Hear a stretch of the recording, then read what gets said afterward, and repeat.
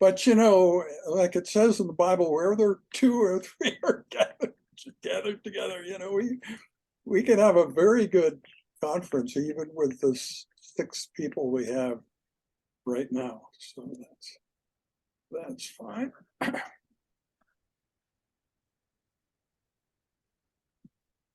So let me talk a bit about what's behind me, because I'm quite proud of this. It wasn't my idea. There's an AI researcher, a fairly well-known guy in Australia, Marcus Hutter, who suggested that we put together an all-inclusive list of the challenges of the human race. So that's what these 24 are. The idea then is when you get good at AI helping to fix things that humans can't fix, could ultimately fix them all. But that wouldn't happen because some humans would be so embarrassed at the suggestion that AI fix the thing, because obviously humans can do it, they just haven't done it. Yeah. So anyway, that's the idea behind this list. And I'm going to talk about the list later in my presentation, and you might ponder what you think about it, whether you've seen something like this before, and so on. All right. So let's see. Lovejeet, yes, welcome. I'm going to talk about you, of course, because you're kind of a success story. I pitched something that you might think nobody would have indicated an interest in, and then you indicated an interest in that. So that was right, cool. thank you. Yeah. So, yeah, we'll just wait a few more minutes and then I'll start with the PowerPoint. I only have 22 slides. I think it's pretty much guaranteed not to take the full hour. And I think maybe the most exciting part of this is the discussion afterwards. That's my feeling about it.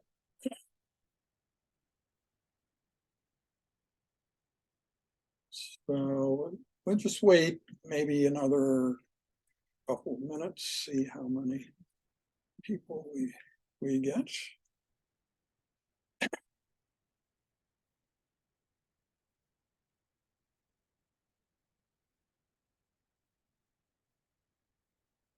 So, you know, Lovejeet, for that initiative of having AI be clearly, transparently identifying itself, I think we're on track for a very good paper to come out of that.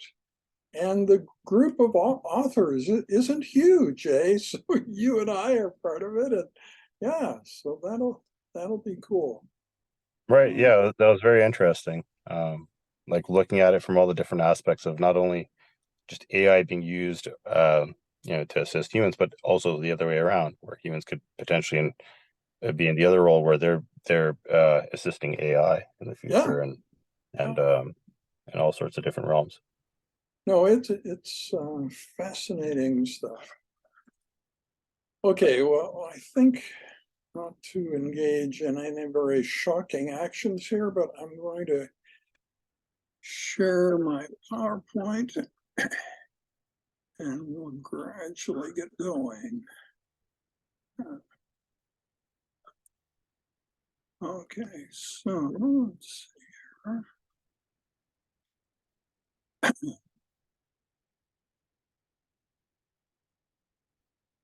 Okay, so I'm talking about the future of pathology and medicine.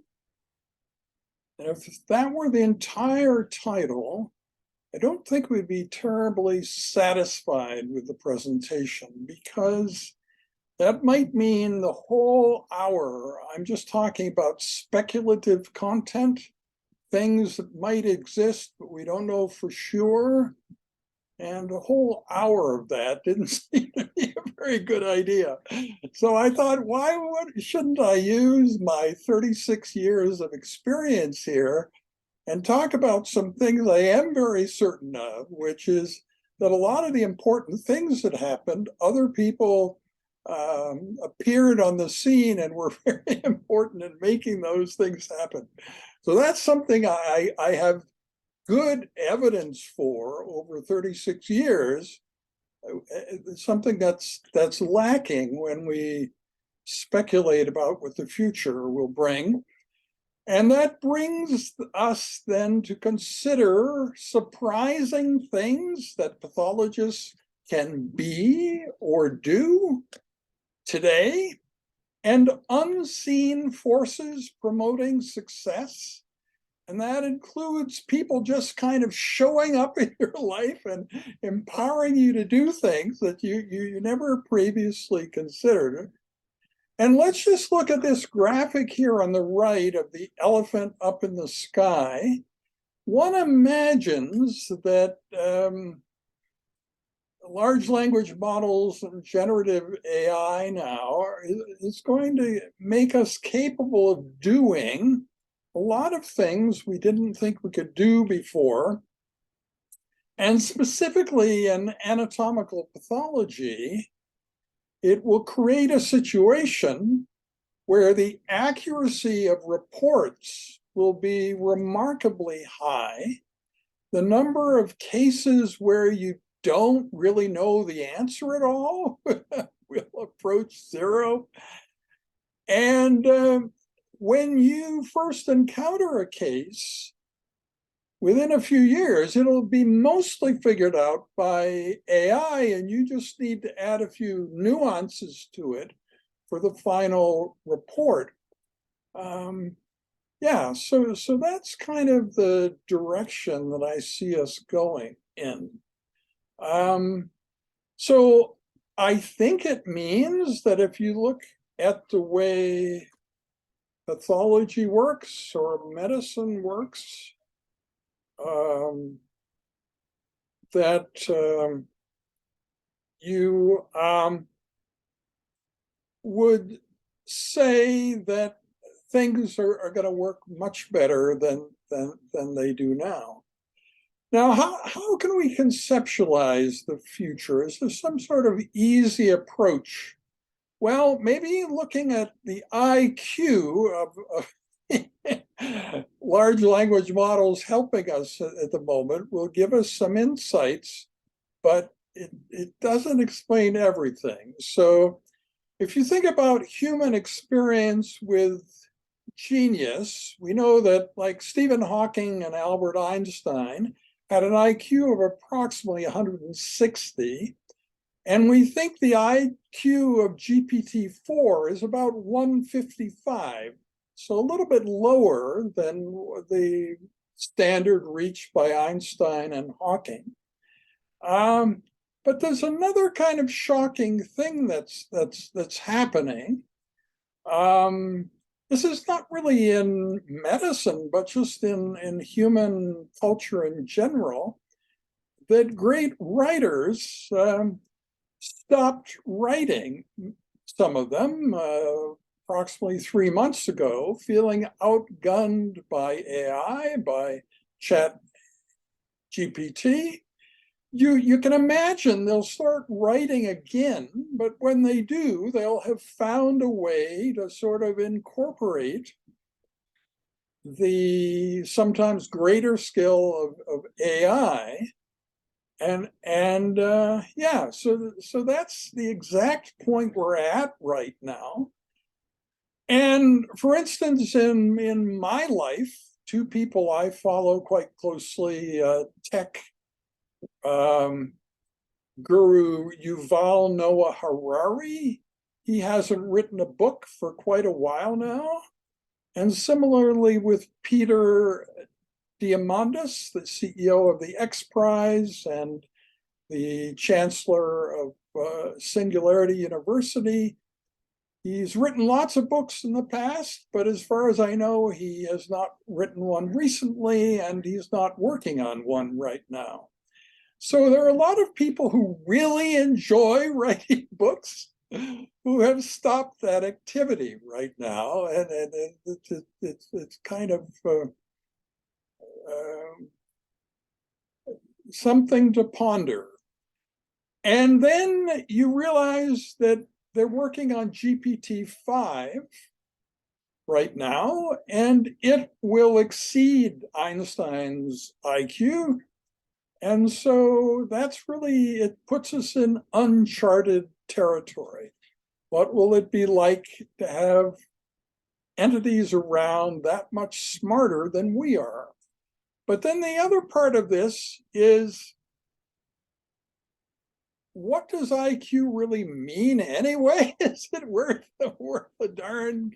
Should you spend any time thinking about it? And there are some pretty spectacular examples of people you would like to emulate in terms of mental functioning, who had a recorded IQ, probably quite similar to that of the average pathology resident, let us say, of 125.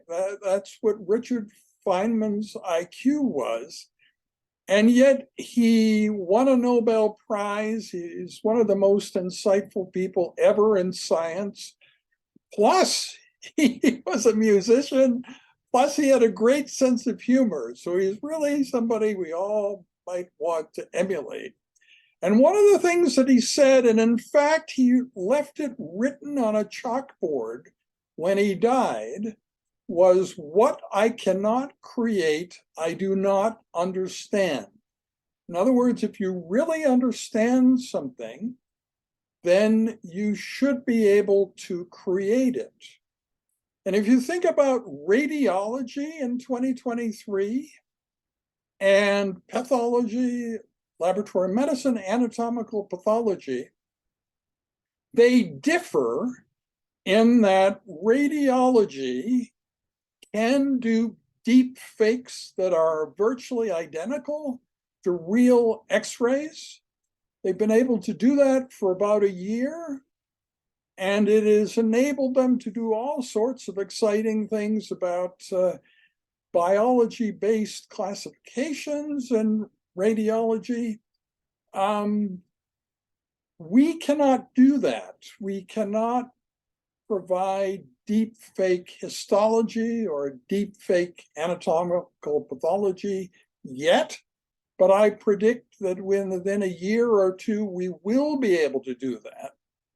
What would that allow? For instance, take kidney biopsies, just an example. I could have picked anything, but anyway, kidney biopsies in diabetes. We never biopsy a patient that we think has diabetic nephropathy on purpose. We only biopsy them if it looks like they have something else.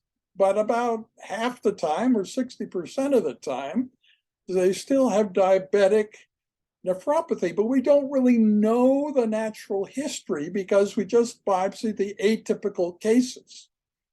So deep fake histology would allow us to figure out what the natural history is. And it would allow creation of natural biology-based classifications of virtually everything, would ultimately mean much more uniformity of practice worldwide, and it would sort of bring us all together. You may have thought it was funny I was talking about the D240 stain, but that's quite exciting in kidney transplant pathology at the moment, because we think we've been ignoring the lymphatics all these years.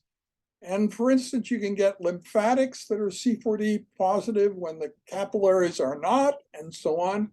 And of course, D240 plays a role in a lot of tumor identification. It sort of goes across all of anatomical pathology, providing something for everybody. Sometimes it's so complicated and it's not clear what it would add. In the lung, the whole surface of the air sacs is D240 positive. So you get a lot of positive stuff to look at it in a long section. But yeah, that is, what would it take to do that? And why did radiology get there first? If you just think of normal life, normal people encounter X-rays and pictures of X-rays. Therefore, if you scrape the internet and create large language models based on internet content, you'll get a lot of X-rays. You don't have to do too much to increase the amount of X-ray images in the training set for the large language models. You do have to create something a little bit more specialized, but that is being done. There are medicine-specific large language models coming. So I think even though your mind may resist entirely the idea of being able to simply describe a clinical situation and then saying, what would the biopsy look like? Being able to, for instance, in a diabetic patient, if you say, how long has the patient been diabetic? What's the creatinine? What's the hemoglobin A1C? You can say, okay, this is exactly what the average pathology would be. That's something we can't do today, but we will be able to do within the next 2 years, I would predict. Now, you may think that I'm going to keep going on with a speculative content on and on, but I don't think that would be fair to you, because that would mean every single slide contains things that I'm guessing at that I don't know for sure. So what I thought I would do is spend the rest of the time, most of it, talking about something that I do know very well and have actual proof of the concepts. And that is the fact that there are these unseen forces in one's professional life favoring success and unexpected people helping you that just from out of the blue create possibilities that were not there before. So it's kind of like this quote from J.D. Salinger, talking about, I'm a kind of paranoid in reverse. I suspect people of plotting to make me happy. In my professional career, I have felt like that many times, that something happened that suddenly opened up a new possibility that I never anticipated. And so the first of those I want to bring to mind is Larry Jewell, who's with us today. When I came here as chair, boy, there was a lot I didn't know. For one thing, I didn't know very much about Canada or Edmonton or Alberta, or in fact about medical practice in Canada. I had trained in the States, and Larry was very, very helpful. And so you might think I'm talking about how helpful he was. He must have spent much of his time helping me. No, I don't think that's true at all, because he was doing lots of other stuff at the same time. He was an HIV/AIDS activist. He spent a lot of time talking about that, including high-profile radio programs and so on. And helping the residents. If you were a resident, if you were a trainee in trouble, Larry was your guy, and he was writing about that. And I sent you one of those articles. And what's remarkable, you'd say, well, what are the logical authors on a paper on house staff well-being? Who would you expect? Well, maybe you would expect people from medicine and psychiatry. Okay, well, you've got that, but he's the senior author. So, pathologist, laboratory medicine physician, the senior author on that paper about house staff well-being. And I respected the other things he was doing just as much as the things that he did that helped me when I was chair. But the other thing is to think about how different, when Larry Jewell was your age, how different was he from you, from the residents listening today? I don't think he was very different from you. He was kind of a generic commodity at that time. He may have had long hair when long hair was sort of fashionable, but anyway, yeah, he fit in. If you were to take what he was like when he was your age, he wasn't that different from you.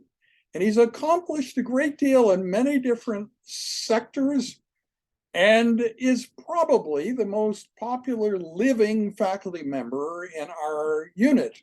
And yeah, so it's just worth thinking about. Well, let's talk about somebody else. Sheila Moriber Katz, from 2000 on, she sort of had a meteoric rise after she discovered the organism for Legionnaire's disease. Now, it may seem to you when I talk about Legionnaire's disease, like I'm talking about something not terribly relevant to Edmonton, but boy, are you wrong. Because the chairman of pathology had Legionnaire's disease. And yeah, so, and one of our other faculty members who became chair, Ted Schnitka, diagnosed the first Canadian case of Legionnaires. So there's a lot of local interest. And there's a video, a very watchable video on the history of the GI division. And one of the striking things, it has grown men crying, which is a very remarkable moment. And they're crying when they talk about this story of Dr. McGregor having Legionnaire's disease and Dr. Schnitka discovering that fact, that he was the first Canadian case. But anyway, Sheila became quite famous. She was on the front page of the New York Times because the CDC had a big team looking for the organism and they couldn't find it. And she, as a single investigator working in her own lab with a small team, found what the organism was. She then became dean and provost at Hahnemann, and then during the Clinton presidency, she worked in the White House and had a lot of contact with the Clintons as the head of the alternative medicine office in the White House. And in 2000, when the Clinton presidency ended, she sought me out. That seems odd, but that's exactly what happened. She said, I don't have much to do now. And I think, yeah, so she claimed to be the female version of me and so on. I'm not so sure, but think about that concept for a moment. The males in the audience. How do you think you could identify who the female version of you is, if that's postulated? Well, I think AI these days would probably know, and I'm not sure you want to ask the question, right?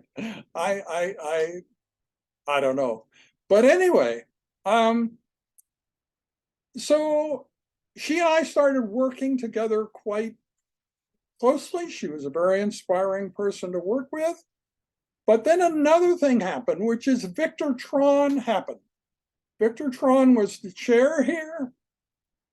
He was enthusiastic about this thing I had created, cyber nephrology, and he thought, well, that was too limited. We should broaden that to cyber medicine. So Sheila and I began doing that. And Victor has remained a force in my life. He really empowered me. You might say that could be dangerous, and I think that's probably true. But he made me think it was worthwhile pursuing the ideas that I had. And he continued to do that even after he had left here. He was back in town for a wedding in 2017, and he and I spent a very pleasurable day together when he returned. He had a strong influence on me as chair, and really supporting the sort of innovative things that we were doing. Garabed Eknoyan, those of you who follow what I'm up to at the moment know that he and I have just written a paper about the history of kidney transplant pathology. But he was heavily involved in many of the things that I was doing. He's one of my oldest friends in science, and it's really cool that we're still working together after all these years. Lisa Cook, I don't know how many of you know her, but she has been the editor of New Trail, the university alumni magazine, for a very long time, through thick and thin, for many different university administrations. She's very good at that job. And what you might find amusing is if you go into the New Trail website, you can get and download every issue, past issue of New Trail, going back to winter 2015, but you can't get winter 2015 or any of the ones beyond that. And yet, it seemed a bit odd because this issue, the winter 2015 issue, was the issue that won the Magazine of the Year award for New Trail and was heavily celebrated. Not only that, but she became the magazine editor of the year for that also. So many good things happened surrounding this issue, but you can only get it from me, because at a certain point she said, listen, Kim, I'm happy to give you the file of the issue and you can give it to whoever you want, but it just happens the politics are such, I can't make it available on the website. And I said, I completely understand. Futurism isn't for everybody. But when you read that, you would realize two things. It's based on the course that I run on technology and the future of medicine, but is much better than that course in every way, because she had many resources I don't have. She had met many better people to advise her on that issue. It was a real success. She didn't talk to me about whether she should do the issue. She called me up and told me she was going to do it. I played no role in the planning of this. And what I can tell you, if you read it today, it reads like it was written yesterday. You would expect it to be dated in all sorts of ways. It's really not. And it's much better than anything that I personally have done. I'm very proud of it, but I didn't create it at all. She did. And it's really cool how much enduring value is in that issue when you consider that it's 8 years old. Yeah. Then there's Qing Yin Wang from the University of Montreal. Now, many of you residents have made trips for resident interviews for CARMs. Fairly standard thing to do. Did you ever think of making such a trip to a place where you had no intention of becoming a resident? Well, that's what she did. So Qing Yin Wang was kind of fascinated with the Banff classification and gave a presentation about it at the University of Montreal when she was a medical student. And she decided to meet me. And one way to meet me was to come here for the CARMS interview. So She did that. And in the morning, there's a tour. I think this is usually the case. Probably all of you went on a tour. So she saw me through the window in my office, that at that time was 5B309, knew I was here, knew that was me. So that was the target of her visit. But of course, she had to do the interviews first. So she did the mandatory interviews, then decided to track me down. But that was hard because it was a Thursday in February 2020. And she kept coming back, and I kept not being there because we teach the course in a different room in a different building. But he was very persistent. And in sort of the last 45 minutes she had before she had to go catch her plane back to Montreal, we talked for the only face-to-face encounter we have ever had. And we've been working together ever since. And she did this painting of me and the robotic dog. It was her idea to get coroplast cutouts of the students when we did that. And it was her idea also that I was neuroatypical in a positive way. And there must be a personality test for sort of normal individuals that would tell what the, aberration is that makes me neuroatypical in a positive way. So we did that. I took the test, and then the students in the course took the test. It was all her idea. So she has impacted my life in very many ways, but she's a resident at the University of Montreal, which was always her intention. Yeah. Now, just think back to these things that you saw in the background slide before the PowerPoint started. I think now it would dawn on you that we're in Western Canada. We have certain standards for like venture capital and entrepreneurship here. This idea is way too big for local support. And so I've realized that for some time, and I'm just fine with that. The idea of using AI, using collaborative intelligence with AI to fix all the problems of the human race is an idea that we will find support for, but is very unlikely that the support will come from local sources here.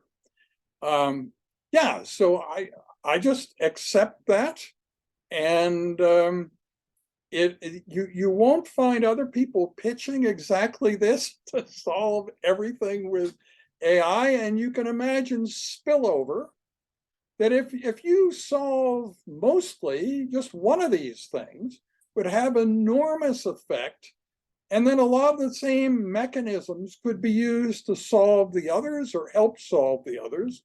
And as I was saying before, some of them wouldn't need AI to solve them at all, because once you threaten human beings with the fact that AI is going to solve it, that would be so embarrassing, when obviously this is something that humans can solve on their own without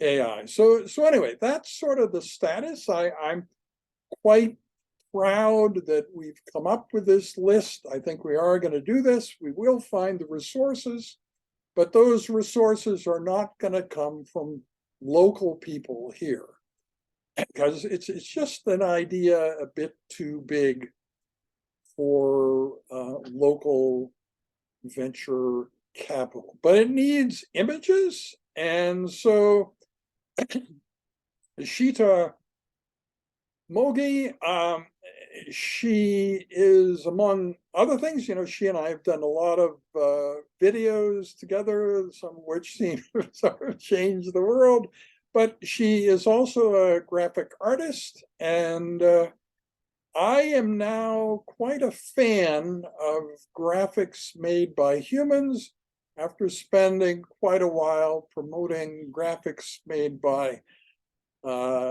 DALL-E. I sort of got tired of that, as I think many of you probably have, seeing so much computer-generated AI, and I'm now quite proud of what human beings can do in terms of generating images. And you need good images to change human behavior.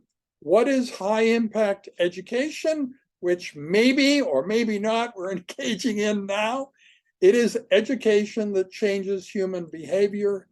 Can't do that without good graphics.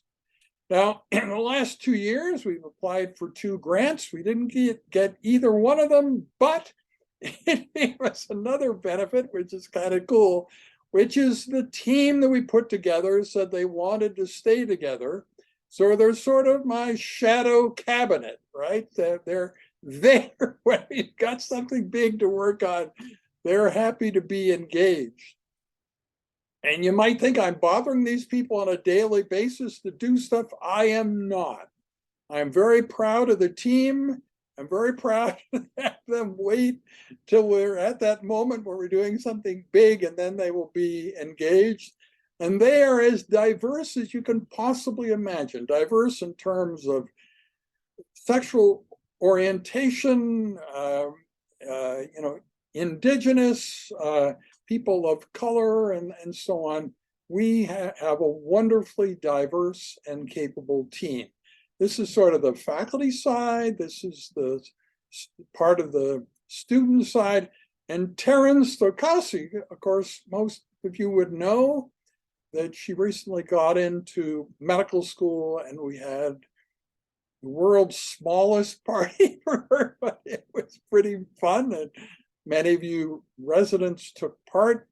And so I'm very happy about that.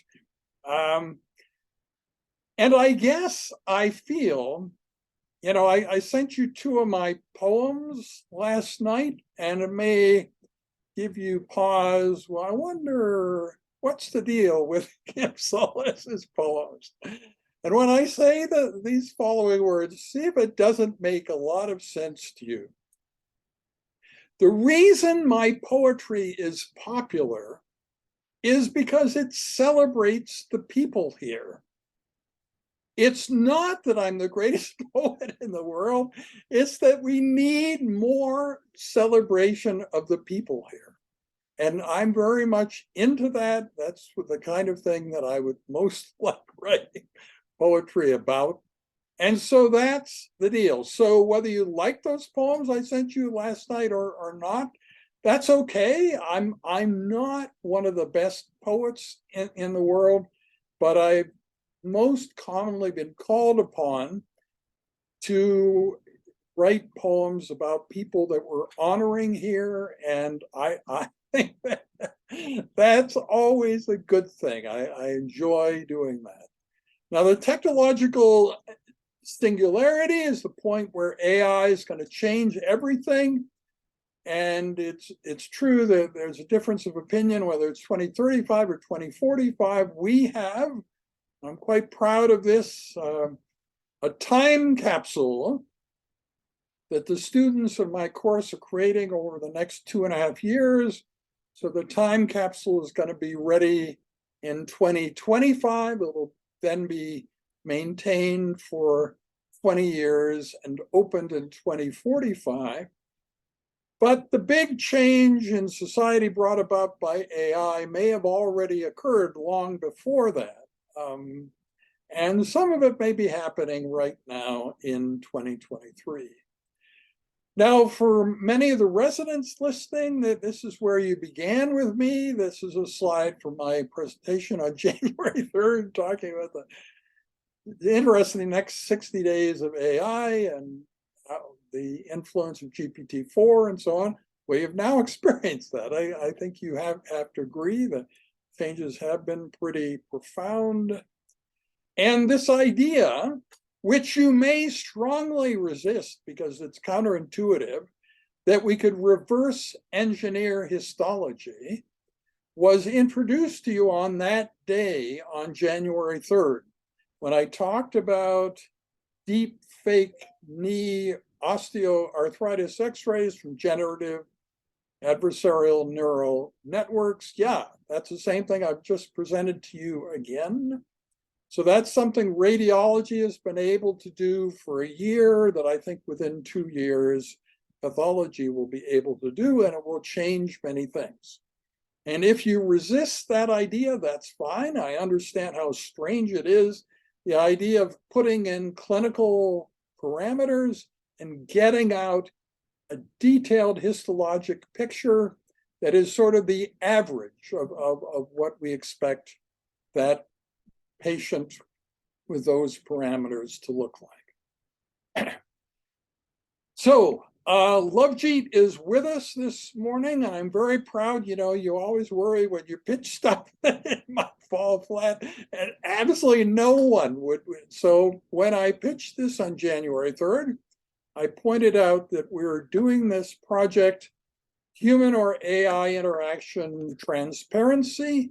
This will be the worldwide standard for that. It's not only graphical, but also auditory. There'll be a sound that will indicate whether you're dealing with a human, an AI, a human assisted by an AI, or an AI assisted by a human.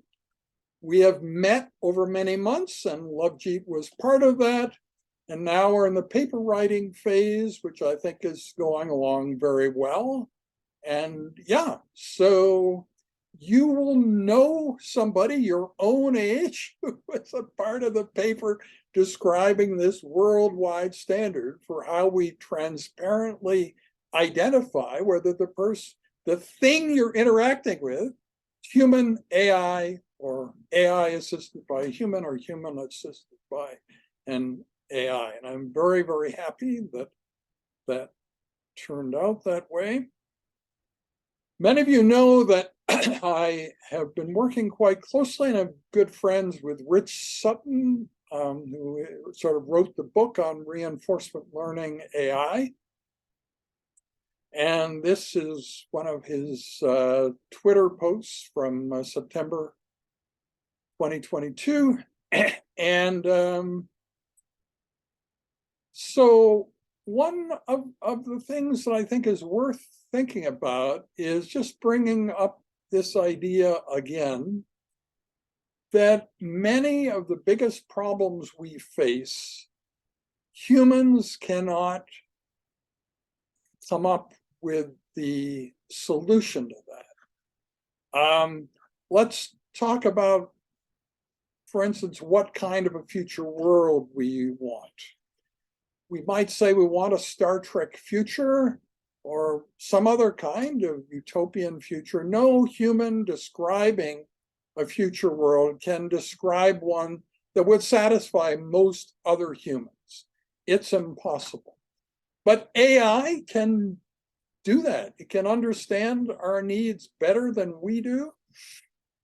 And it can solve that. And in many other areas of human endeavor, that is also true. So when you read this statement of Rich, maybe what will bother you the most are these two words, beyond humanity. But I think that's also exciting because that's where the solution will come from AI for many of the problems the humans need solved that they're unable to fix themselves. From 2016, there's a 32-second quote from me talking about how great a world could be with AI in charge.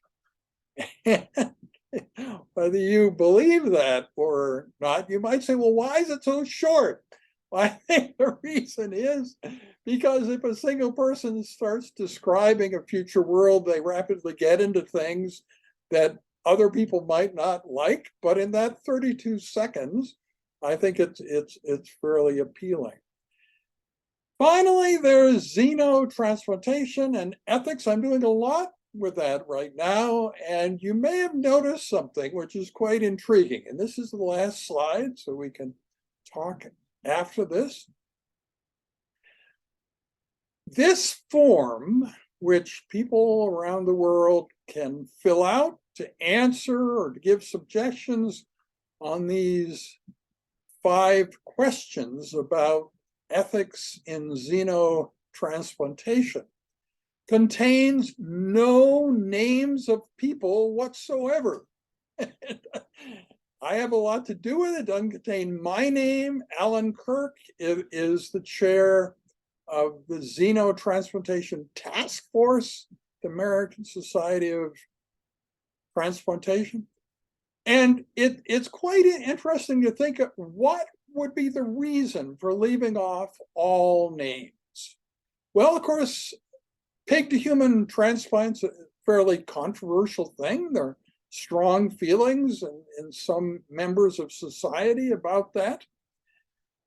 And maybe it's just the safety issue, but I also bring to mind to you, if I say what big thing happened in 1956, you would all say, oh, that's when artificial intelligence began.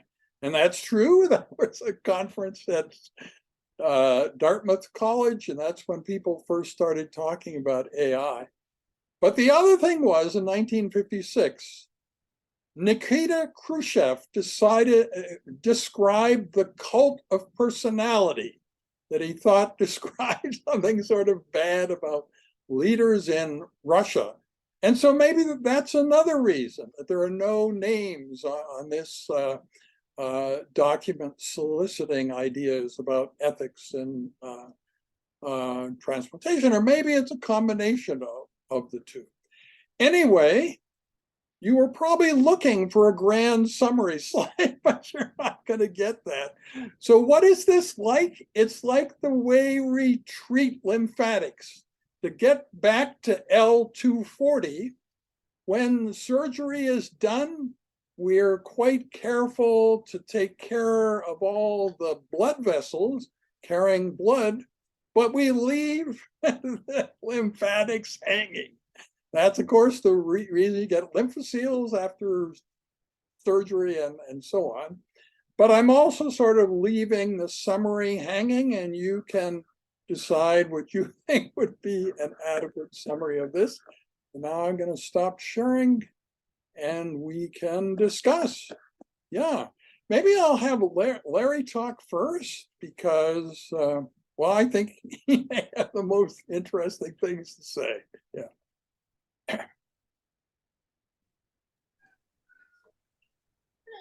As usual with the talks, there's a whole lot of stimulating ideas, and I'm not going to, I think I need to talk about my perspective, which is clearly that of the past, and look to those things that might still be relevant in that experience. And well, firstly, let me think of my residency.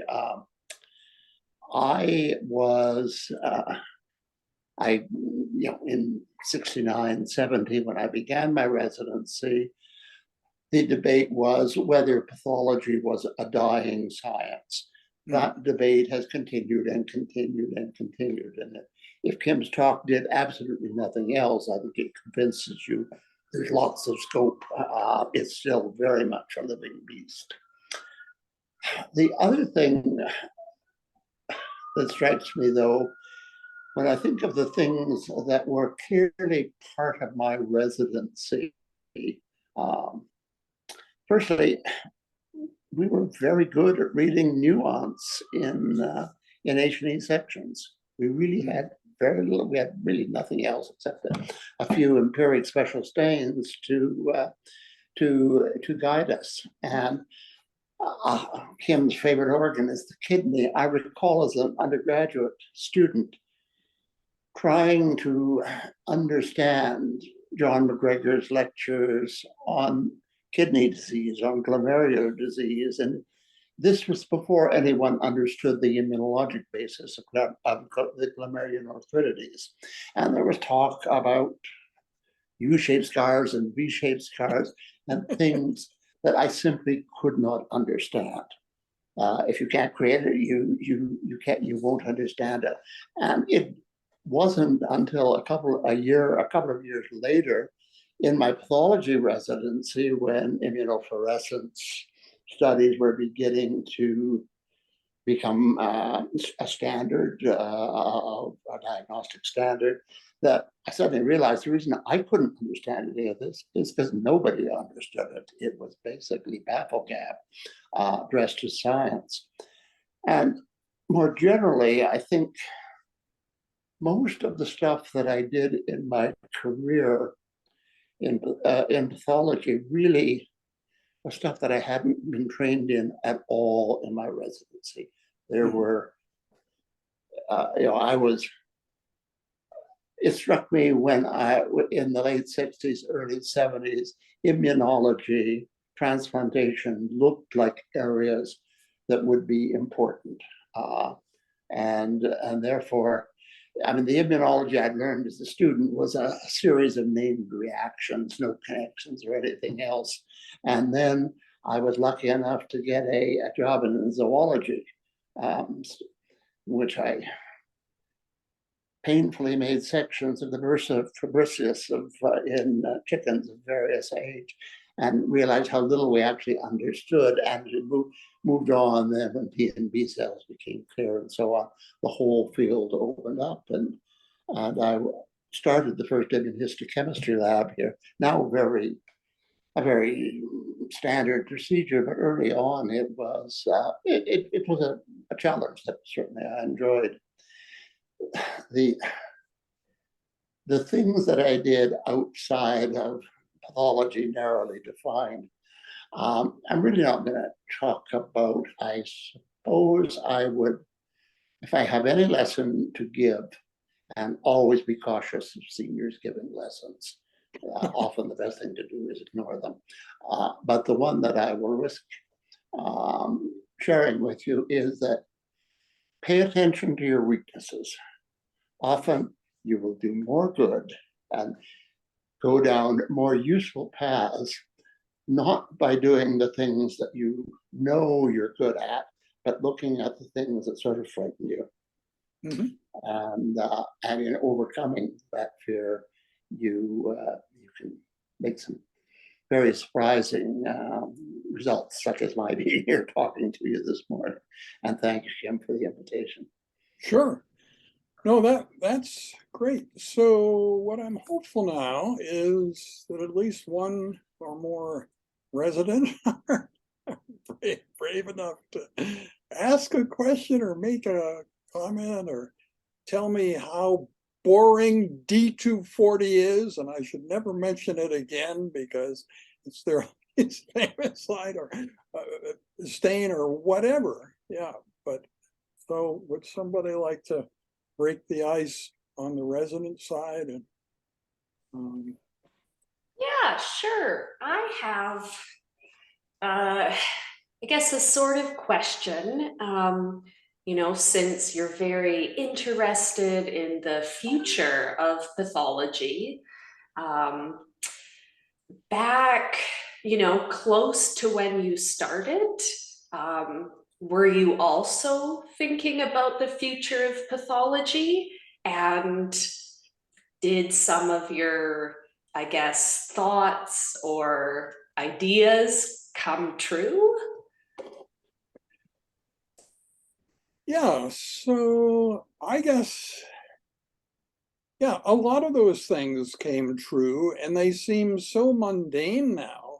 If you think about the word cyber, I mean, nobody uses that word anymore, right? So what Victor Tron was so excited about was our expanding our vision from cyber nephrology to cyber medicine. And then if you think about really unexpected things happening in the success realm, how often do you hear the words in perpetuity? I certainly had never thought about those words, but in cyber nephrology, the proposal in 2007 was that this was the obvious best role for me, which I should have that leadership role forever, as long as I existed. And so that was really, really surprising. And so it's just really applying the internet to medicine and cyber medicine, to nephrology and cyber nephrology. It doesn't seem like anything important, but you can't imagine how controversial it was in the beginning. Most people were not on the internet and thought we were really strange and weird people who were on. And there was immense resistance, but of course it was futile, right? So, yeah. And I guess that I've seen a lot of things come true in terms of our dreams. If you read about the predictions that Sheila Morber-Katz and I had about what 2020 would be like, yeah, I mean, those things happened. The internet became more and more important, and other technology changes came about. Yeah, so I would say I have seen those things happen. I've never been talking much about flying cars. Maybe that's good, because that's something, yeah, there are flying cars, but they're certainly not mainstream yet. Rebecca, yes, so back to you. Yeah, that's really interesting to hear. I think, you know, how some things were once considered very controversial, and then after they happen, they become so widely accepted.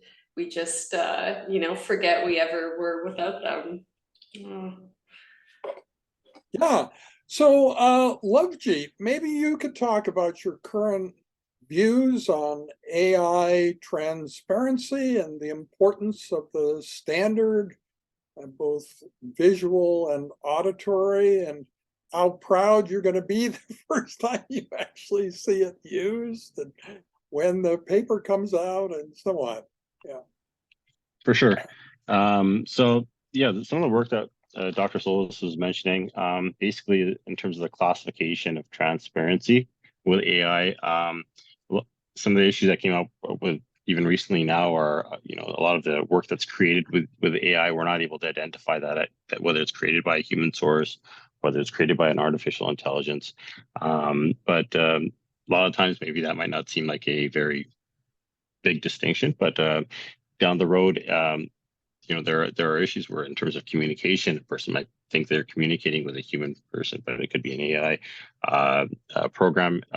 There was a lot of issues with like images, like deep fakes that have been brought up, and other types of AI generated content where it would be valuable to be able to pinpoint exactly where it was created.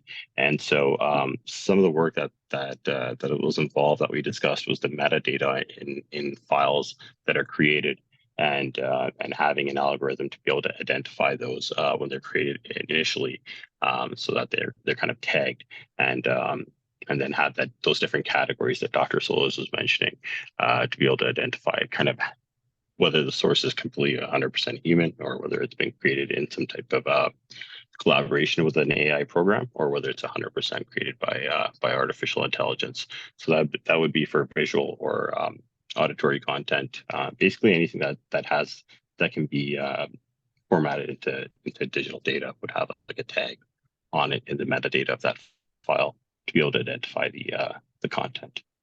Yeah. Well, we have just 1 minute left. I want to thank Larry Jewell very much for joining us, and the residents for their insightful and exciting comments. I can't imagine this session going any better than it did. I think it's really remarkable that we pulled this off, and now I don't want to make the next part of this late, so I'm gonna stop the recording, and yeah, we'll just fade into the background. Larry, thank you again very much. Yeah. Thank you. Thanks, Dr.